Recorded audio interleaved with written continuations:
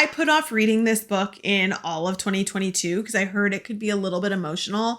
And I finally got to it. And I don't know why I waited so long. Hey everyone, my name's Amanda and I'm the Fun Size Reader. And today I want to talk to you about Things We Never Got Over by Lucy Score. The amount of people that told me to read this book and I didn't listen, and I don't know why. I don't know what about it made me keep putting it off.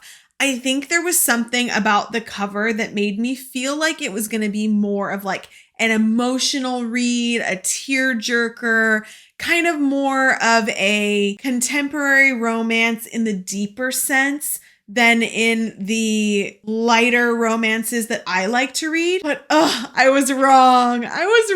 And I should have read it earlier. But I finally did. And so now I get to tell you guys all about it. And I know I'm like the last one on this boat because it feels like everybody has read this book, except for a girl that I ran into in Barnes & Noble the other day. I was walking through the romance section and she was picking it up and was reading the back of the book. And I was like, oh, hey, I started that yesterday. It's really good so far.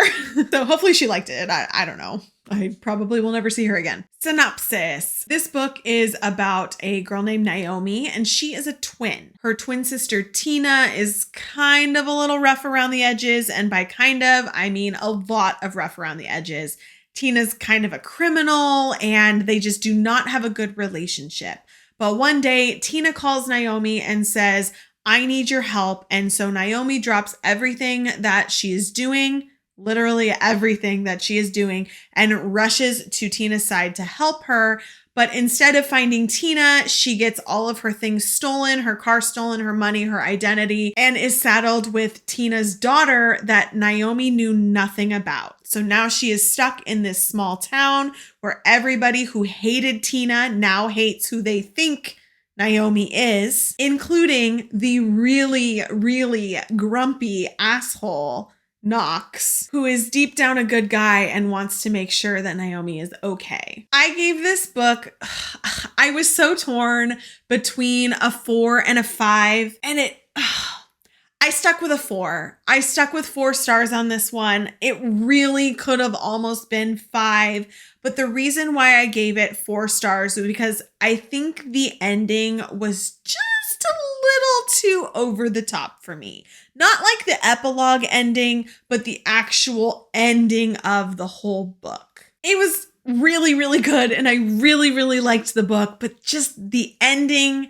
I was a little like, this is too much for me. And so I couldn't say I loved everything about it. So I did drop it a little bit down from a 5, but it was so close. It was so close, and it could have been a 5. And going into 2023, Knox is already at the top of my book boyfriends list. Like, people are going to have to beat Knox. They're going to have to.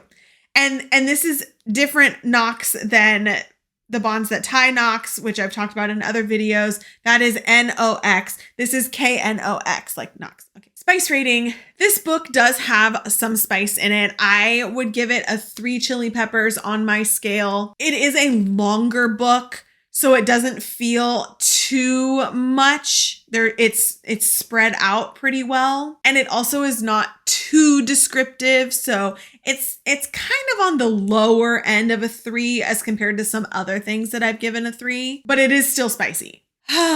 Knox. I really loved Knox. I know I already told you guys about that, but this was a grumpy sunshine book that I was not expecting. He was such an ass, and it was so happy. Like, it made you smile because he was such an asshole. That, I think, made a lot of their relationship more appealing to me because I love a grumpy male main character. I love grumpy male main characters. And not only was he grumpy, but there's like a side of jealousy. Like, there's quite a few tropes that went along with this storyline. And once he actually caught feelings, I was like, oh, I love you. I love you. As for the actual story, I did really enjoy it. It's a small town romance. I liked getting to know the other characters a lot. I liked getting to know Naomi. I loved Waylay. I thought she was so cute. And I think that Lucy did a really good job of sprinkling things throughout the book that were actually important to her plot Even though, like I said, the ending was a little much for me, I saw those things happening leading up to this ending climax throughout the whole book. And it made it feel really thought out and really complete. And I really liked that about the book. There were some things that could be trigger warnings. There was some discussion of previous abuse, of addiction, abandonment, things like that. So do check the trigger warnings if those are some topics that you are sensitive to. I definitely finished this book going, I am going to read more of what Lucy writes. I didn't care that it was a longer book. I really, really enjoyed it.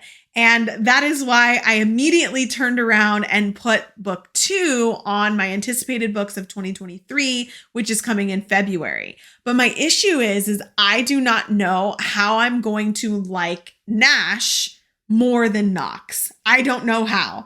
I loved Knox. Nash is more of the good guy. He's not the asshole that Knox is. I know this is going to be his story in book 2, and I just don't know how I'm going to love anybody more than Knox. I'm really glad I finally listened to my friends who told me that I should read this book. I should have listened sooner. I am sorry. I apologize. And now, hopefully, if any of you have been putting it off, this will entice you to actually pick it up and read it. The book is available on Kindle Unlimited, but it also is in bookstores, and I probably will be ordering myself a copy because now I want to have this series. I'll put the link for the book down in the description below, and don't forget, you can also find me on Instagram, Facebook, and TikTok at The Fun Size Reader. See you guys next time.